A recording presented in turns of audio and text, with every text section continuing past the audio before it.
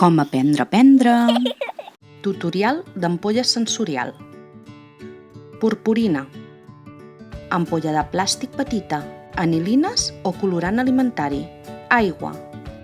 Pompons. Oli de bebè. Silicona calenta. Per començar, omplirem un terç de l'ampolla amb aigua.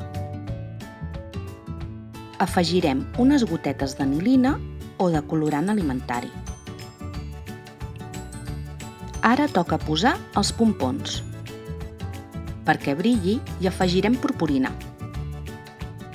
Acabarem d'omplir l'ampolla amb oli de bebè. Posarem silicona calenta en el tap de l'ampolla. Així no es podrà obrir. Espero que us hagi agradat i que ho proveu ben aviat. Gràcies!